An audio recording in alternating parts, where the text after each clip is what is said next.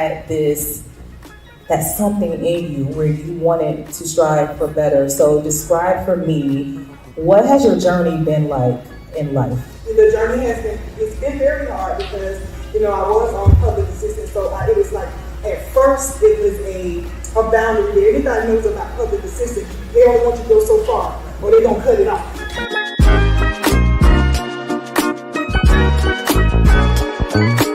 When you describe yourself now, tell me, who's Freddie Stevenson, the man that you are now? A few years ago, I remember in college, they would always have speakers come in and ask us who we are. I wouldn't have been able to answer the question. It probably would have had something to do with football. I'm a fullback for Florida State. I want to play in the NFL. But now it's just simple. I'm Freddie Stevenson, man of purpose.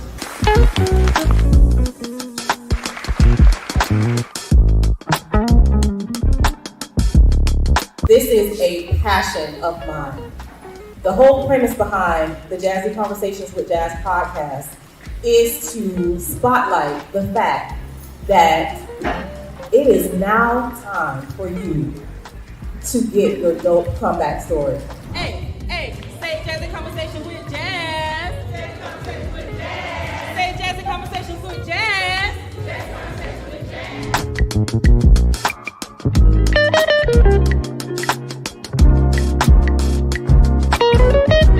Every Monday, I call people into a studio and we dig into their comeback stories, because I know that we see people in their glory and we see people when they're on top, when they can have that silver lining to them, but we all go through some things, right? We all go through some things, and I think once we're real with people and we let people know the trials and tribulations that we've gone through, it only makes us human and it connects one of us. So I just want to know, what would be your advice to someone who is looking to start their own podcast? First and foremost, let me back up. Find your voice. What are you going to talk about? Is it something that people want to listen to? How long will your podcast be? What's going to be the consistency of your podcast? Are you going to do it like weekly, daily? Are you going to do it monthly? So once you find that, because that's going to indicate if somebody wants to listen to your podcast or not.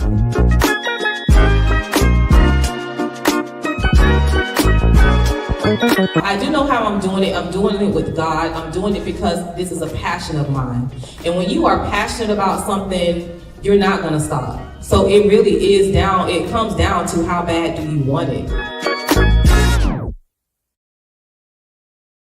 It definitely comes down to how bad do you want it. And for all of my goal diggers out there, I know that you really want it bad. And for gold diggers, that is GOAL diggers. So welcome to the Jazzie Conversations with Jazz podcast. You are in tune to episode 151. If you are in tune to this podcast, then you know you are here to celebrate the power of the comeback story. I truly believe that you can come back from anything with God. I feel like I need to tell you to repeat after me, right?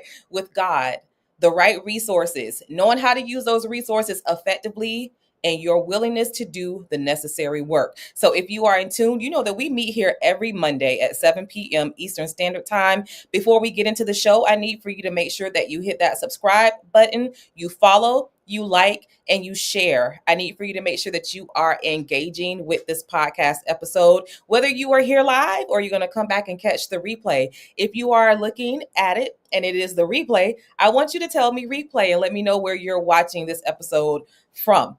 You guys know that I love Mondays because Mondays are days that remind us to reset, to recalibrate. We can chase our new goals, new dreams, and we can also finish the ones that we have undone from the previous week. So I want you to make sure that you chase every one of your dreams intentionally. I want you to make sure that you set goals that will get you and your family closer to what it is that you want in this life. All right. Without further ado, I have a special guest for episode 151. I posted this and I've been getting a lot of positive feedback. And when I get a lot of positive feedback, that makes me feel really good because I know that I have a very special guest in the chamber for you. And this particular guest has really one of the oldest keys of time in terms of unlocking your future to generational wealth. And so she has tapped into this at such a young age, and she has made a name for herself, but it didn't come with a silver spoon in her mouth. Make no mistake, she has done the work. And so, my guest for episode 151 is none other than Miss Ashleigh Wilson, who is a real estate investor, entrepreneur, and credit and funding strategist who specializes in helping beginners break into the real estate through affordable property investments and creating funding strategies. After her journey of fixing and flipping houses across Florida, Georgia, and even Ohio, Ashleigh made it her mission to teach others how to clean and build up their credit, secure funding, and start investing. We're talking big things tonight, okay? So, even with little to no experience, Ashleigh helps you do this. So, through her mentorship programs and live property tours, she's helped many, and I mean many people get funded, close deals, and build lasting wealth. So without further ado, I am bringing Miss Ashleigh on to the stage. Welcome to the Jazzie Conversations with Jazz podcast. Ashleigh, how are you?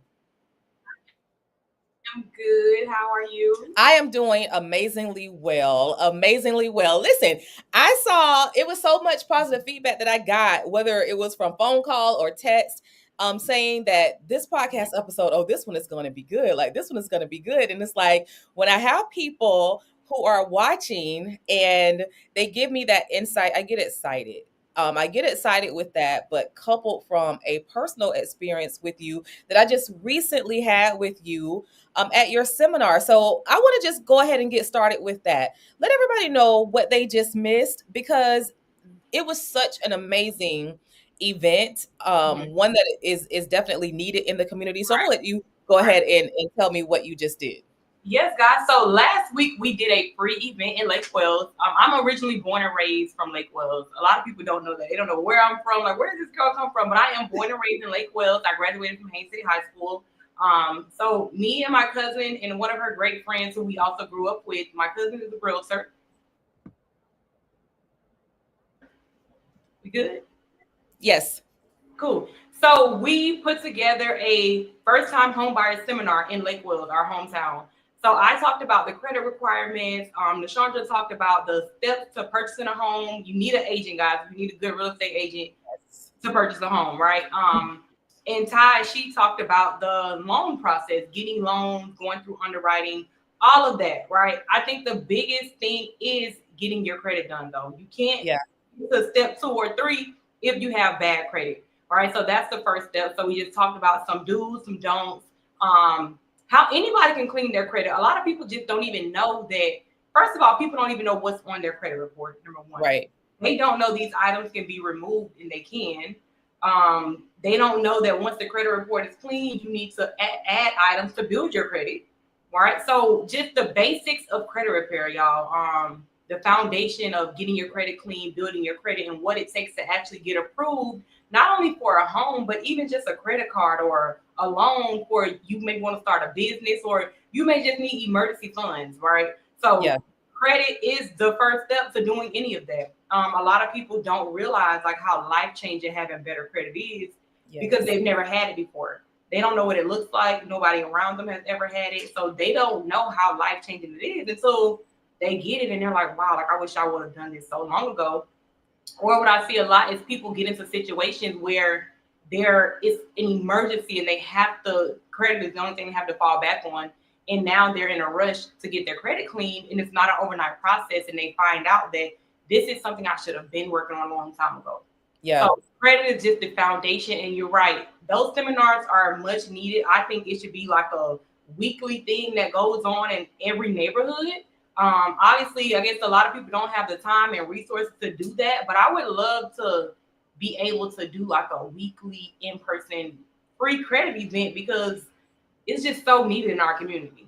You are absolutely right about that. It's definitely needed. And it's so many people that are just, I think, I don't want to say prideful. I think having bad credit comes with shame, because having bad credit kind of indicates that you did something wrong. But just like in success, like failure is not the opposite of success. Like you have to fail in order to be successful. It's And a so like when you like when you look at things in your credit, you are a rattler. So hey family, I should have started with that first and foremost.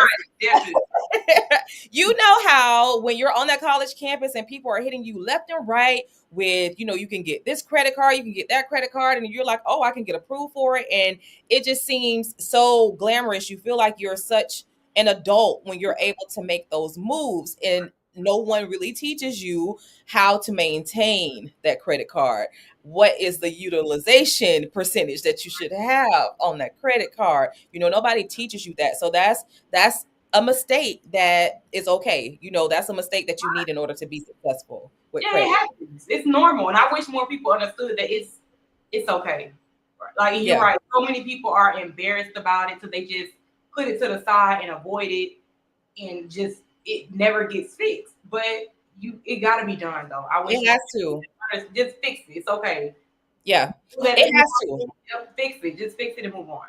And you know what? I will say this too, because while we're on credit, because I really want to, because I at this point, there's a higher score that I want on my credit report. So I'm about to, even after attending your seminar, it's like, yeah, it's back in my purview now, because that was a goal that I set. And so it's time to just make it happen. Like, why not? Right. And so like, I don't know if companies still do this to this day, but I would never forget being in a position where I was interviewing a candidate alongside my boss, and it came down to them looking at her credit to make a decision of whether or not they were going to hire. And I, at that point in juncture, I had never sat on an interview where anybody even cared about that. But that is an entity that some companies choose to go by.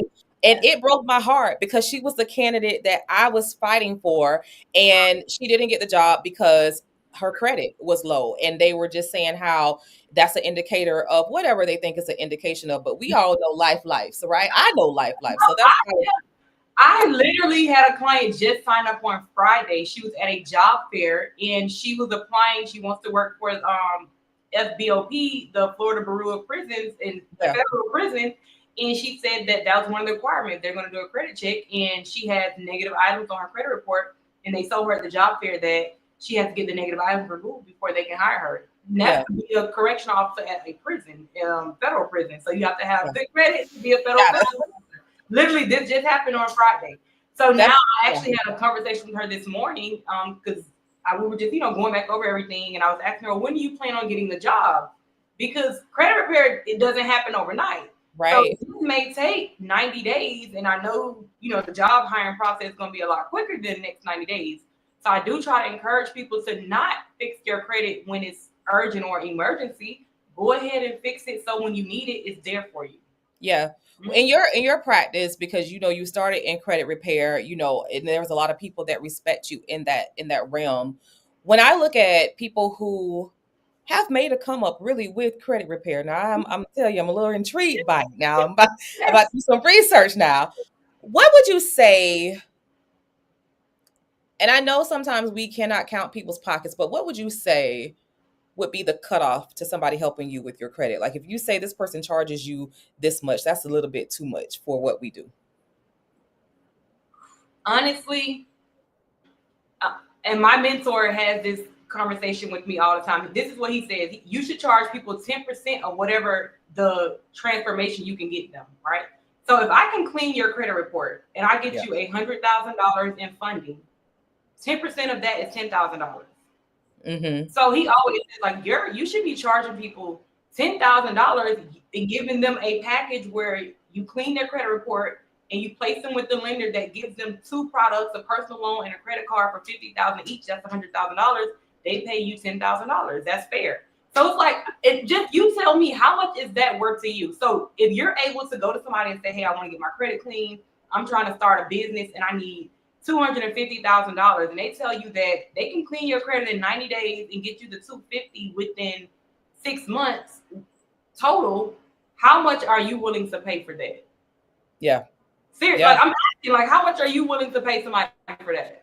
Listen here, Ashley, if you can guarantee me, sister, if you can guarantee it, so if you can get me that loan, then I need to look at what my profit is going to be. And I think what my profit is going to be would indicate that. But I asked that only because there are a lot of people that are just simply trying to clean their credit and they're not even thinking about businesses. They're just trying to get a home, or they may even just be trying to get a credit card. Like even in this society, like I was just listening to the Breakfast Club today, and they were saying how a new report has come out that people are literally buying groceries with their credit card because that's what they've been um deduced to do. Like they have to use their credit cards in order just to eat. And so that's the type of economy that we are in right now. So just think about somebody who has bad credit. You can't even go and get a credit card so that you can eat. So some people are not trying to get to that business level where they can get these lucrative amounts. So that's why I asked that question, because I think it just depends. I think it depends in your Right, situation. on the clientele, on the audience, right? Yeah. And that I did change when I first started doing credit repair, I was charging $100. It was for like a personalized plan. And this just came from me posting my results, right? Yeah. I was posting my results and posting my friends and family results that I was just helping on Facebook, and people started asking me, can I help them? So I'm like, yeah, just cash out me $100 and I'll look at your credit report and tell you exactly what you need to do. Yeah. I literally had about, no lie, maybe 800 people. I still got my books. Good Lord. I was just writing everybody on one sheet. I still got all my books, and I counted like 800 people that paid me $100 to look at their credit report and tell them exactly what they need to do. So I was doing credit repair for $100. Then it went to $300 because now, instead of me just giving them that consultation, I started doing, I would do the dispute letters for them. Right. Yes. So I went from 300, then I went to 500, then I went from 500 to 1,000, then I went from 1,000 to 1,500. So honestly, yeah, for like the average person who just wants to get their credit reports clean, I think 1,000 is fair. Because it's not, like I said, it's not an overnight process. Most people, it's going to take about 90 days to clean your credit reports. Sending the letters is time consuming because you're actually having to, go through and pick out which accounts need to be, hi April, which accounts need to be disputed, how to dispute them. And it's so much like you're not really paying for the time it takes. You're mostly just paying for someone's knowledge and their expertise. Yeah. And I think it's a service that is so worth it. It's life changing. Like with bad credit, you can't. It's can't move. It's a life changing service. So what I've noticed also is that people will say, okay, they don't have the money to pay for, but what I've learned is that people pay for what they want to pay for. You better come on, Ashley. People pay for what they want to pay for, right? You better come on, Ashley. People go on trips. They buy gifts for birthdays and Christmas. Right? Instead of doing those things, save your money and invest it in something that's going to change your life. Yeah. So, yeah. Let me tell you, I think I'm a fair judge of character. I'm a fair judge of character. Sometimes I could be a girl's girl, but sometimes I'm apprehensive. And you and I literally just met recently, and what I saw from you in that room, I saw your heart. First of all, you gave everybody a free copy of your book. So for me, that spoke volumes. First of all, you did a free event with all of the knowledge that you have and that you know. That spoke volumes to me, because I love somebody who is very community oriented, when they have quote unquote made it. Secondly, you were intentional about the people that you invited into your space, and to give your community this information. You gave people information from bosses in their field, right? Who shared that same heart posture with you. And so you just got checks in the right column for me. But then it's like I watched how you moved. And I went a little bit social media diving a little bit. I'm gonna tell you how this came about, where I asked you, because it was kind of last minute, and I was like, I know Ashley's gonna be like, is she trying to do what I did? Like asking me last minute. So like I was like, legitly, let me tell you how it came about. I went to Atlanta this past weekend. Wow. And when you go different places from where you're from, the air is just different. I live in Atlanta, so and I feel you. I'll be ready to get back. The air is different. Yes. The conversations are different. I have a cousin that lives in Atlanta, and I was just talking to her, and when I say that girl, she beefed me up so much till it was just crazy. And then I started thinking about someone that I know from my hometown who is a realtor and is crushing it. I mean, the girl is really doing her thing. And as I was driving, because I drove there, good Lord, the person who I visited, girl, you better know I love you for me to drive to Atlanta. Yeah. So, so on my drive home, girl, on my drive home, I was listening to podcast episode after podcast episode, and one episode that it was like the vault discussions with Steve Harvey's daughter, which is amazing. If no one has ever tapped into the podcast, her podcast is that podcast. And so they were talking about generational wealth, we were talking about real estate, and your name just kept piercing in my head, and it was just like, call her, like ask her to be on your podcast. And I just think, like, when things like that happen, like I don't ignore it, I jump on it. And so I know for a fact, but I know for a fact that this is divine, because this is episode 151, and everyone that has been on my podcast, great things have come from it on my end and then on their end as well. And so that's how this podcast episode came about. And then I was like, oh, she knows my niece. She knows my niece. So I was like, okay, small world. Yeah. I was like, and then they were actually, they're friends. I'm like, this is crazy. Yeah, we were like best friend in grade school. I was like, this is so you see what I'm saying, right? We didn't even know. We didn't even know that we knew each other through other people, right? And so I also observed Ashleigh. I'm like, Ashleigh is smart. Like, I legitly looked on your page 2 days ago, and I saw Myron Golden. Like, yes, Ashleigh, that tells me that you have invested in yourself, that you believe in yourself that much. So when we talk about an investment, baby, if you want to get into the same room with Myron Golden, that ticket is expensive, okay? But by you doing that, you've had $100,000 day. Just by investing whatever you invested at that particular time, that afforded you the opportunity to say, as an entrepreneur, I have had a one-day profit of $100,000. So when you say, I started with that question for a reason, because I really do need for people to understand, when people are guaranteeing you results because they know and they have an expertise on something, you have to roll with that, because how much do you believe in yourself? Exactly. You know, like people who are moving, who are shaking, they already have that self-efficacy. They believe in themselves already, and they're making moves with people who are ready to move. So are you ready to move before you tap into these people, right? And so I like what I see with you. I like the fact that you're so young and you get it. You got it at a young age, right? And I'm like, this girl is in real estate. This girl is speaking my language because she's doing something that I want to do. This is exactly how you create generational wealth. You are flipping. You are investing.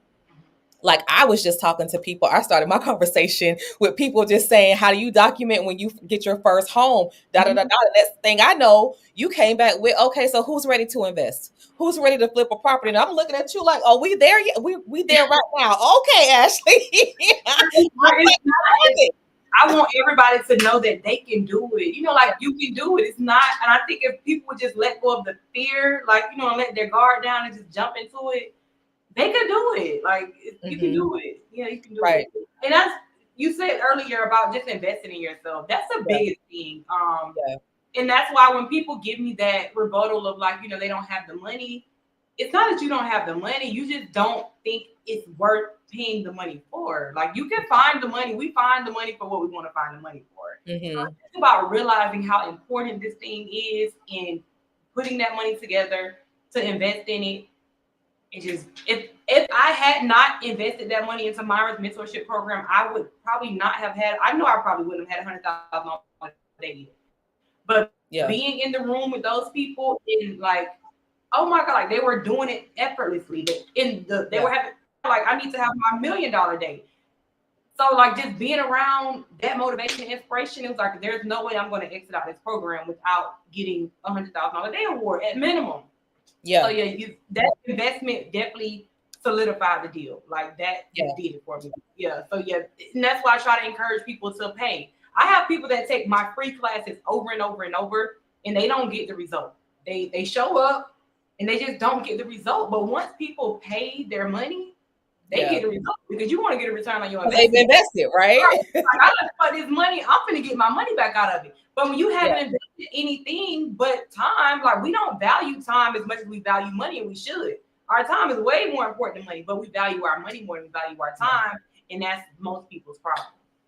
Listen, and so I am one where I value time. Like you and I both have had busy days, as we discussed earlier, and I want people to tap into who you are, but I want you to be able to tap into the audience with what you consider to be your comeback story, because there were days when you probably did not have even a $1,000 day, maybe not even $100 day, you know. And so I want to know what gave you the courage to do this. And then what do you consider to be your comeback story? Like, take us back then. What did you have to overcome to get to where you are right now? I think my biggest thing that I have overcome was just being a teen mom. Like, I had my twin daughters when I was 15 years old. So obviously most people count you out. Yeah. Then, right? So just even like I remember like just being pregnant and feeling like super, super low. And I just remember telling, because I just, would hear things that people would say. And I knew still, like, I was like, I'm great. Like, I'm going to be great. And I used to like tell myself then, like, I know God is doing this for a reason. And now even I look back and I'm like, I know he, put me, and I'm not saying that God made, I did those actions and I had the twin girls, but I feel like he just made my story greater, right? Like for me to just be able to come and tell other young girls, and I do not encourage it, and I tell girls wait as long as possible. Do not have any kids until you are grown and established. But for people who just like who people count out and they write off, right? You can still be great. So I just had it in my mind the whole time, like, wow, I cannot wait until, I get over all of this and I grow up and I leave here, because they told me I needed to go to like the teen mom school. They didn't want me at the high school. It's so many things that I remember all the time. Like, that was harsh, right? So growing up, I was determined to graduate from regular high school. I was determined to continue and go to FAMU like I originally planned to and graduate, right? I like that, and graduate. There's so many people that left and went to college with me who didn't have kids and didn't graduate. They went back home. So I was just determined to show people that I'm still going to graduate with my class. I'm going to go to college. I'm going to graduate, and I'm going to go and be great. And then I'm going to be this person that's able to tell my story. So I just had it in my mind the whole time, like I'm going to do something great, and I'm going to tell my story. So I think being a teen mom, just having people count me out early in life, and that just really gave me the drive to just show everybody, like, I'm going to show everybody. I'm going to do everything I said I was going to. What supports did you have along that way? Because it's a lot of girls. Like, for instance, I work with, I sit on the board of GLAM, which is Girls Leave a Mark, and we are actually having our 3-year, the 3-year Mamas Mix and Mingle, which is our annual fundraising gala. And so this nonprofit really specializes in offering resources. Like, we do workshops with girls. We have a pantry for them where they can use their GLAM bucks after they have earned GLAM bucks from attending the workshops. And we do a myriad of topics like prevention, job readiness, etc. And so they get the GLAM bucks by attending the workshops, and then they get to go into the pantry that has your diapers, your all of your needs, clothing, shoes, whatever we think a young mom would need. And so our organization is just there to support them. And so, guys, it's May 3rd. This Saturday, $30 tickets. You can sponsor girls. I'm putting that in here, inserting in here, since you said that was your comeback story. So we still would love people to sponsor our girls. It's $30 a ticket. Please come. We want your presence there. But if you would like to sponsor a ticket for someone, let us know. But we sit with these girls and we talk to them, and we know what and just like your story is no different today, where they, don't want you to be at the regular high school, or it just may make a girl feel a certain way if she does, or, they still have this overcast of thinking, well, will I be successful? Like, I have this obstacle. And so our organization tries to eliminate some of those obstacles because everybody needs support. So what supports did you have in place? My mom, my family, like my family was like my immediate family, were just super supportive. So that helped a lot. They just, kept me going and would just tell me, you're gonna have these kids and just live your regular life like a normal child. And they did that. Like they stood behind me to this day. Like they still just make my life super easy being a mom. Yeah. It's so great when you can have that. Yeah. Yeah. I think my immediate family, like literally my mom, my grandma, my granddad, like they just made it super easy for me and just made me feel comfortable and okay. I think a lot of girls, their family kind of like turns their back on them. Yeah. They make you feel like, oh, you have to go be an adult now. You're responsible for your life and your child. And, they I think that, and that's harmful. Like that's hurtful. It is. Yeah. It is. So that's, I think more parents, and not saying you need to just be accepting and welcoming to it, but when things happen, you gotta just still love the person the same. Yeah. But obviously we do have to put preventative measures in place. Right. There's a lot, and I do want to work with more younger girls because I think about some things that I wish somebody would have told me that probably would have prevented me. I probably wouldn't have done that. I would have been more protective if they would have told me a few things, right? Yeah. They just told us like don't have sex, but I was such a curious kid, so I want to go see why not. Like, or people tell me like don't get pregnant, and I'm like, well, why? So I was just too curious, and there's little things that if people would have told me. And I think just being real and told me like how serious this was and how deep this get, and this is a lifetime responsibility. This child can't go nowhere once you have it. This is permanent. Because once you're pregnant, now you're like, oh God, what to do? Yeah, what to do? It's here now. So just little things that if I would have been told, I kind of think that I probably wouldn't have even attempted or tried to go figure out what was the hype about.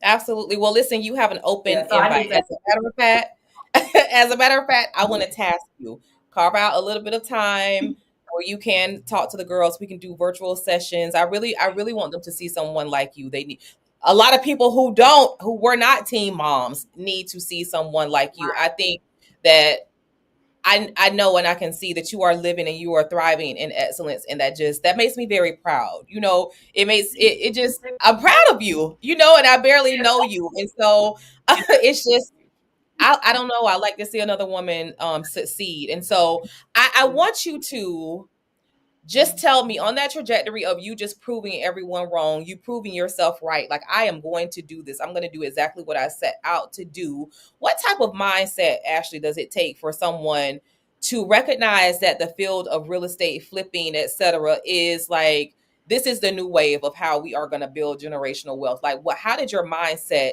get to that point where you're like, not only am I going to help you build your credit, not only am I going to learn about real estate and link myself with all of these great people, I am going to flip homes, because baby, flipping homes is not an easy feat. Oh. And I saw something on your page where I'm going to paraphrase it, where you said it's only hard because you don't know how to do it.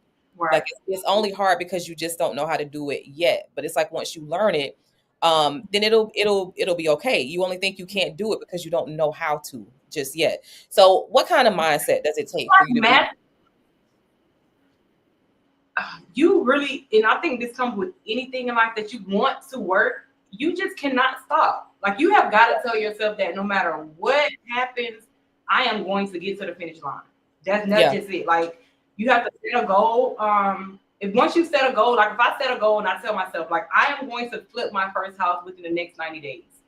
Yeah. You got to tell yourself that no matter what happens, and it's going to cause a lot of heartache, a lot of pain. You're going to make people mad. You're going to lose friends. People are not going to talk to you. But you got to tell yourself that no matter who dies, who gets married, who has a birthday coming up, who needs help, nothing is going to get in the way of me getting this first property within the next 90 days. And that's just that.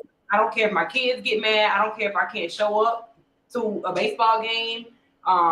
If I can't make it to mom's birthday dinner, you have really got to just tell yourself that nothing is going to get in my way of getting this done. Yeah. Yeah. That's how we have to be. I've been having a conversation with myself this week about just locking in, because I got a goal that I want to, complete this year. In the way that I'm moving right now, I'm not going to complete that goal.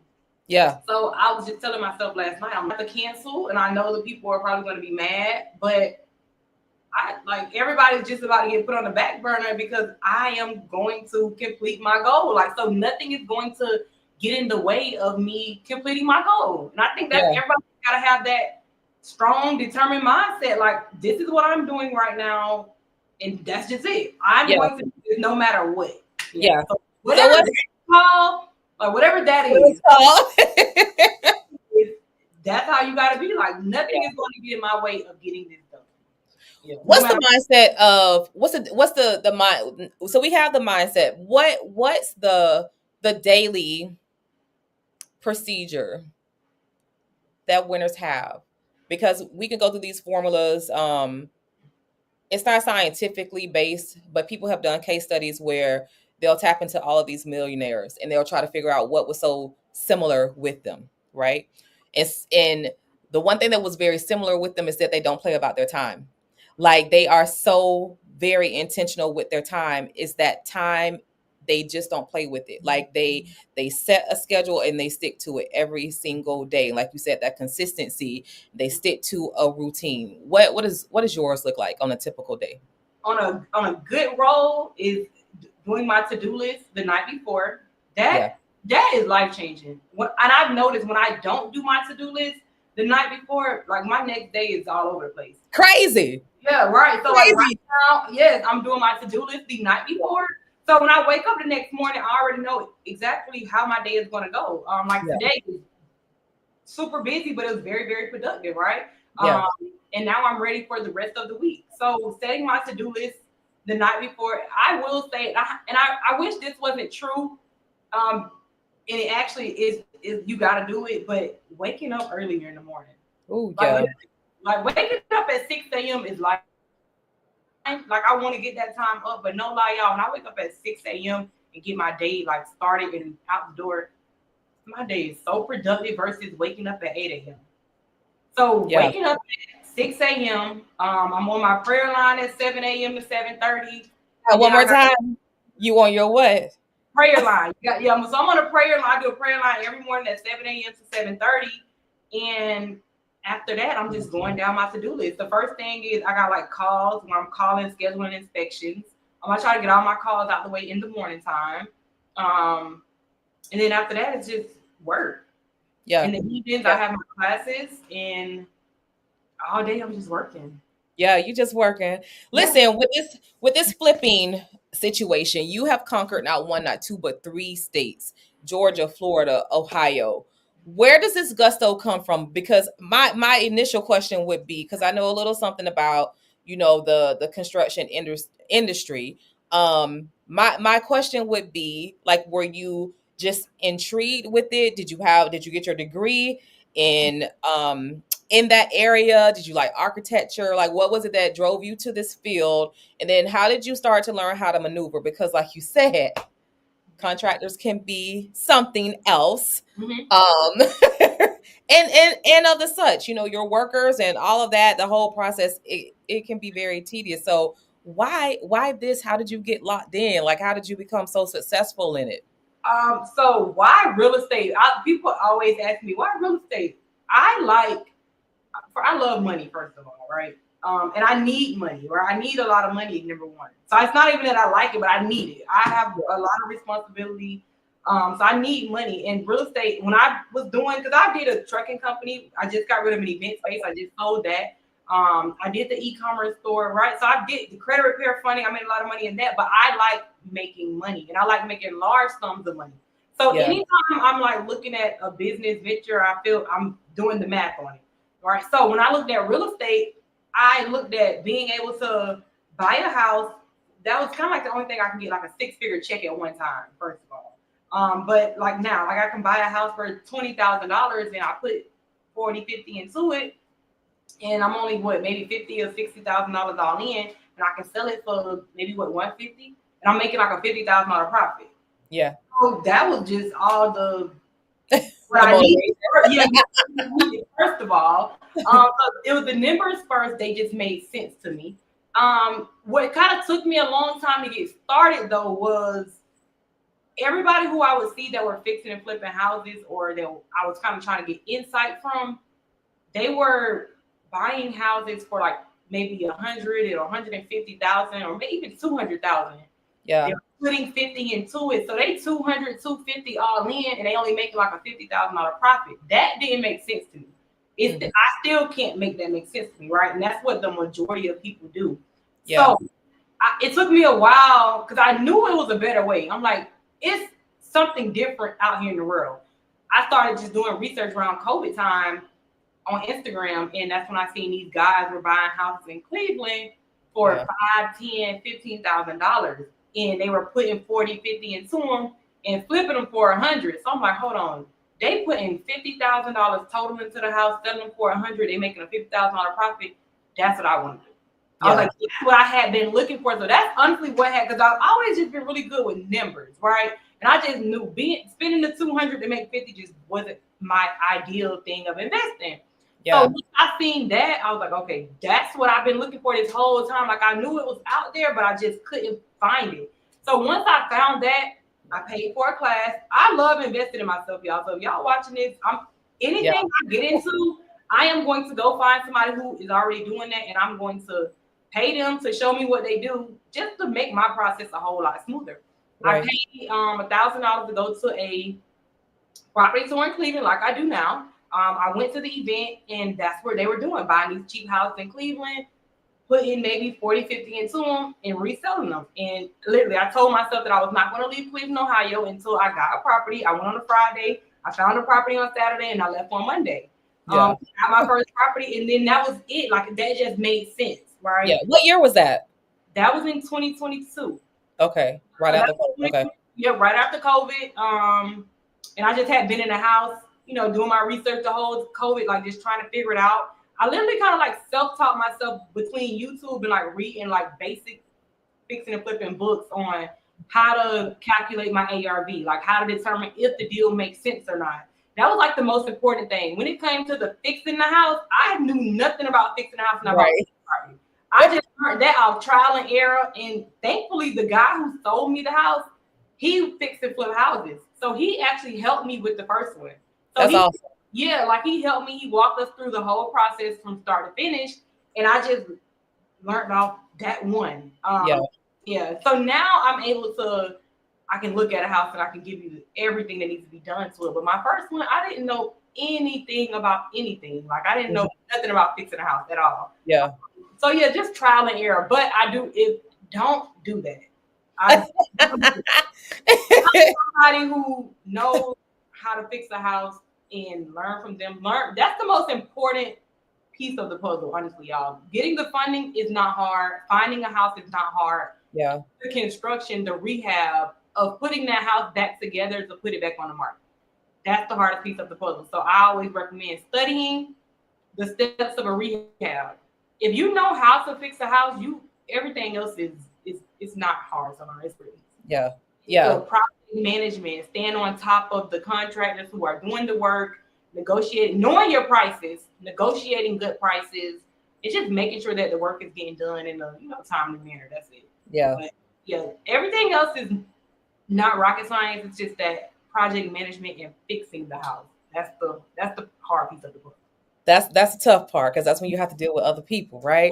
You have to deal with what people got going on in their life, right? That's the hard part. That's the hard part. Who do you respect in this industry? Like, who do you look up to? In real estate. So my cousin Bushi, who was at the seminar with me, Chandra, she was one of like my biggest, like even since we've been growing up, she's always been like one of my biggest role models. I knew I was going to film you because of her. Seriously, then even like after that, she was doing the real estate. I just always knew like, yeah, whatever she's doing, I need to do, because smart and just always knew what she was doing, right? So she had been fixing properties already, right? So I just knew, okay, I need to be fixing flipping properties. So when people ask me like, who was like an influence, I always say her, because she kind of like paved the way for us to like do this, right? So she is great. when it comes to like the real estate investing side, right? I look, and I tell her that all the time. Like I know, and I meet people like literally all around the world, and I always tell her like I've met a lot of people that do stuff and they're big on social media, but what not regular. Like what you got going on is not regular. So she's definitely one of like my top who Okay. her for sure. Yeah. In the flipping game, because you're doing something like the flipping tours and all of that. Right. There are several people that I see that have popped up that does it. I know personally 3 people that do that. And so who inspires you in that realm? Um, I talk about him like personally a lot. His name is Steve Yoke. He's out of Akron, Ohio. So this month I just seen him post and say that he has bought 18 houses, he sold like 16, and he's refinanced 12. Wow. So he's somebody that's who I'm trying to get, right? Yeah. Steve Yoke. So if you got check him out on Instagram, Facebook, Steve Yoke. He's good when it comes to like doing volume and doing numbers. Like that's what I'm trying to get to. He has a great system in place. He has great project management, which is something that I lack on because I'm running like a kind of like a one-man show. But he has like a team in place where they're like he did maybe like 200 and something flips last year. Yeah. That's amazing. Like I got a goal right now this summer. I'm gonna do 5 flips. So I'm gonna buy 5 houses for $15,000 each, $75,000. I'm gonna put 45 into them. That'll be like 225. So I'll be 300 all in, but I should bring back maybe 120 on each one of those houses, make like a $250,000 profit off my 300. So that's one of my like goals for the next 90 days. But yeah, just trying to get those numbers up though. I don't honestly, I'm still Steve is that's who I like. He's not like big on social media. Honestly, like all the people who I see that has like a name on social media and I do like my research is like, Yeah. they ain't really doing nothing to be honest. You know what I'm saying? Like it's the marketing. They have great marketing and they are able to get the traffic to them. Right. Correct. Yeah. So I be looking for those people who I can look at and I know who's doing numbers. I know their portfolio is strong and they just really knowledgeable. Not just Yeah. So with anything, go ahead. You tell me who good. And that's another thing. I don't really browse social media. Like I get on social media, I post often, and that's it. I just post and I go. You go.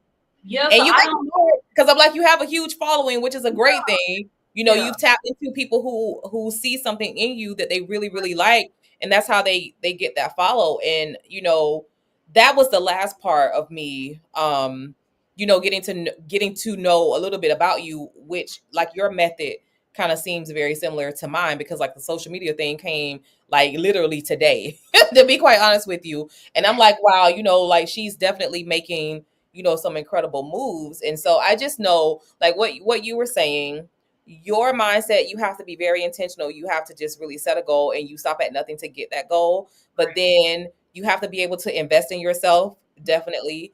And then just making sure that you link with people who are of like mind. Like you have to find somebody who wants what you are trying to achieve and just lock in with them. And so these are universal strategies regardless of what industry, what field you are in. That you need to do. These are best practices that you take with you. I want to, before we get out of here, because I want to respect your time, because I know you're going to something else after this podcast episode.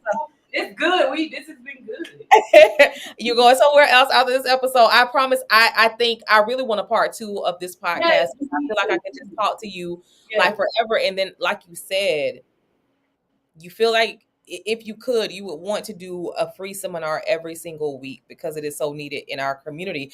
And it just really is. When we talk about helping people get out of poverty, when we talk about getting people out of that poverty mindset, you have thrown some numbers. That's step 1, right? You have thrown some numbers on this episode that people are probably like, she said in a summer. That's something that I'm trying to just do overall. And for me, it's just like, and so that's what we're talking about when we say mindset, sis and bro. Hit those high numbers, because that's where you can go. Like she's saying it with ease, like this is something that I want to do because it's been done before. She's not just saying that this is something that's unattainable. Like you have to change your mindset. Like it is out there for you. You have to do the research and you have to be willing to invest in yourself and go get it. Like she's telling you this, right? Yeah, and it's all about that environment too, because Yes. like those numbers, like if I tell like the guy who I was talking about, Steve, he just did over 20 deals in 1 month. Yeah. You know what I'm saying? So me trying to do 5 deals in the next 90 days, he's gonna be like, why are you just limiting yourself to doing 5 deals in 90 days? Like, go hire people to help you do more deals. Like, you can't do a lot by yourself. Obviously, you need to go hire people so you can do more than that. So it's just about being in that, and that's why I need to get, around them more, so I can open my mind up to not limiting myself to just doing 5 deals when I can be doing 25 deals, right? Yeah, Right. it's just about thinking big and reaching for, just bigger goals. I don't know if you haven't, y'all read the book, The Magic of Thinking Big. Yeah. So it's a really good book, and it talks about like we just set small goals. Like, so like I should not limit myself to trying to do 5 deals. I should set the goal for 25, and if I don't hit the 25, maybe I'll hit 15. But at least I did more than 5 that I set for myself, right? So we just gotta think bigger, like, and set bigger goals. Set bigger goals. I really, really, really love that. Ashleigh, let me end on this because it's pervasive.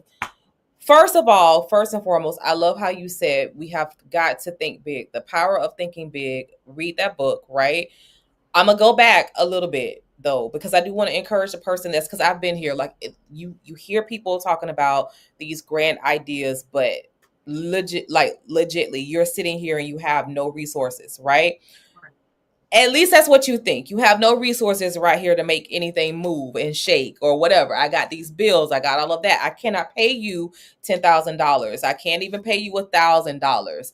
Because I've seen some of the comments that have gone in. What do you say to that person that doesn't have a liquid income to invest? And we're talking about hard numbers, Ashleigh, because we're talking about I have budgeted every month and I don't have it. What would you say to that person whose credit may not be great? Their credit is not great. Let's say that. What would you say to that person?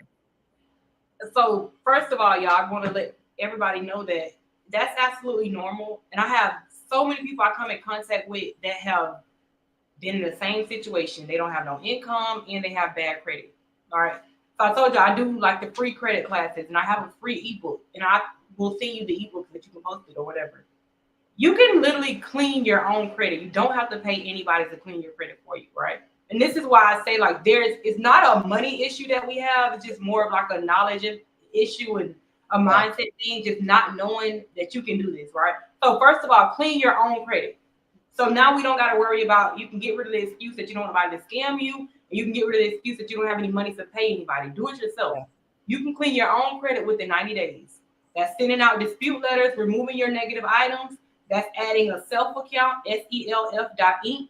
Self is a great account that will help you build your credit and Credit Strong also. But all of this is listed in the ebook for free, all right? So the ebook will walk you through cleaning your own credit and building your own credit.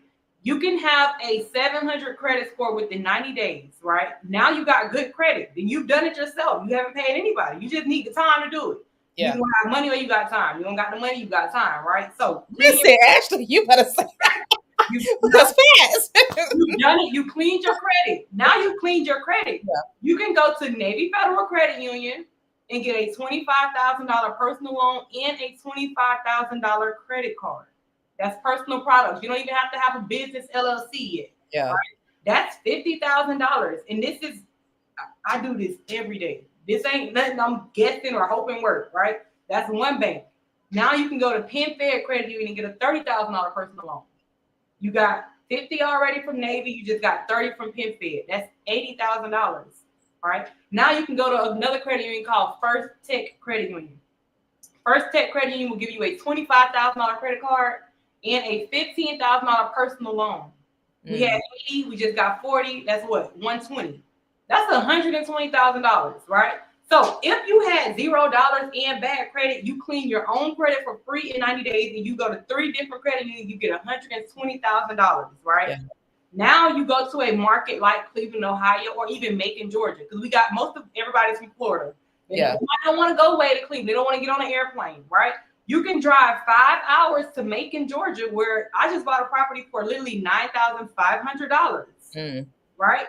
But even if you can't find it, because I do dig deep, and I found it on Facebook Marketplace. Yeah. It's not like I went and I got some secret resource. No, everybody has Facebook.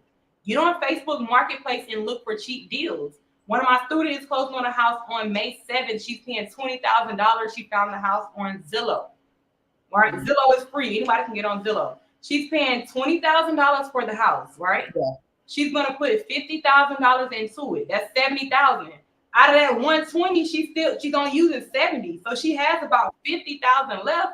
That's enough to keep you going while you fix that property for the next 90 days, right? Is 50,000 enough to afloat you for 90 days? Yeah, absolutely. Okay. Right, cool. Absolutely. Okay, so good. You got the 50 put to the side left. That's enough to pay the loan payments every month and give you cushion that you need to get back and forth to Macon to make sure your property is being renovated, right? I got contractors in place. You can find contractors on Facebook Marketplace and Facebook groups also. These are all free resources, right? So now, once you finish that house, you go list it for $150. You put 70 into it. Let's do our math. When you sell a house, you pay about 10%. That's 80. 10%, but we're gonna take out 15,000 for closing costs, right? So now we got 135. You're gonna walk away with $135,000 check. You're gonna go pay back that 70,000 that you just used from those days, and you profit $65,000. Yeah. Most people don't make $65,000 a year on their job. Right. You just did one flip and made $65,000. Now, for the people who don't want to use debt, they want to be debt free. You can go pay that money back, and you can take that 135 check you got and go do it over again, and then do it over again, and then do it over again. Right now, you're doing 4 flips a year, making 65 profit, and you making 260 a year. So it's not hard. It's just people got to just get started. So listen, was that a good breakdown? It was an excellent breakdown. It was an excellent breakdown, like from start to finish, with no money. And that's what I read in her bio. Like she lives by this. Like this is something that that you're passionate about, Ashleigh. And so, you know, I'm so glad that our paths crossed. Like I really am. Like I definitely still want to stay connected with you. Like I love what you are doing. This is something this is a game changer. This is how you create generational wealth in your community, you know, because at your event, that's what I saw was our community. And you need to take advantage. When she says that she is going to have a free seminar, you do yourself a favor. I don't care if you've been living in an apartment for 25 years. Just get in the room. Get in the room and hear what she's saying. Like, be inspired, because even if you're not ready, somebody that you know may be ready. Tap them in. Just tap them in. You know, knowledge is definitely power, and we've got to stop running away from knowledge. Even if it sounds scary, what she just said is something that she's telling you with no money that you can do. So come on, y'all. Yeah, like, it is definitely time to change our mindset. We've got to get there. Okay. So I appreciate this. Look, part 2, part 3, part 4. I'm ready. We making it happen.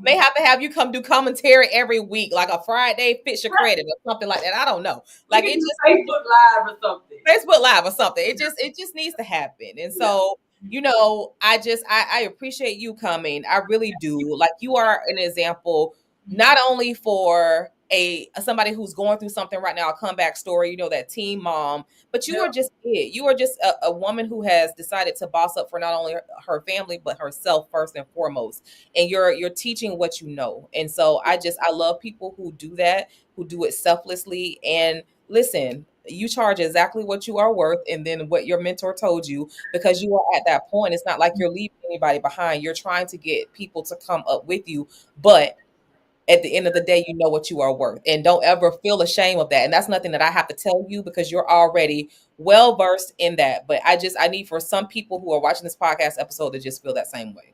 So do you have any parting words, Ashleigh?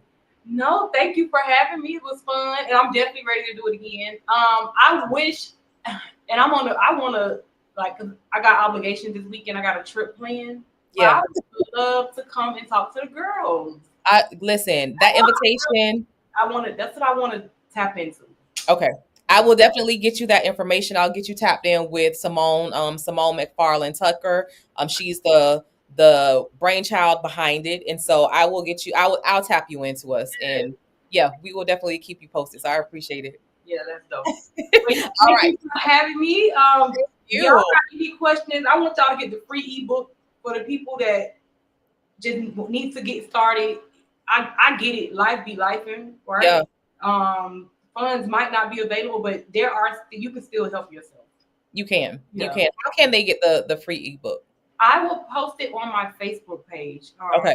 I'll post a link on my Facebook page. I do free webinars all the time. Just like I did the free in-person seminar, I do free online webinars all the time.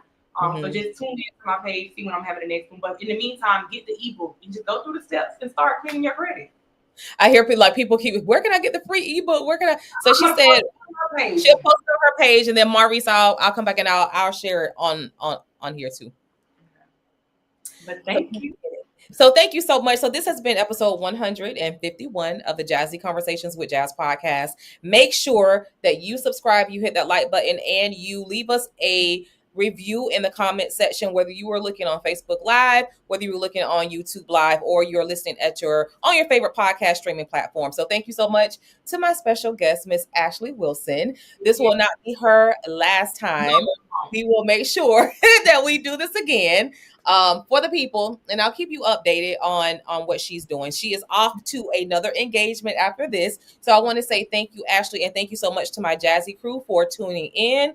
Remember, you can come back from anything with God, the right resources, knowing how to use those resources effectively, and your willingness to do the necessary work. And remember, all gold diggers are welcome. That's GOAL diggers. I will see you back next Monday, right here, 7 p.m. Eastern Standard Time. You have a good night, Ashleigh. All right. Good night, Jazz. Bye, guys.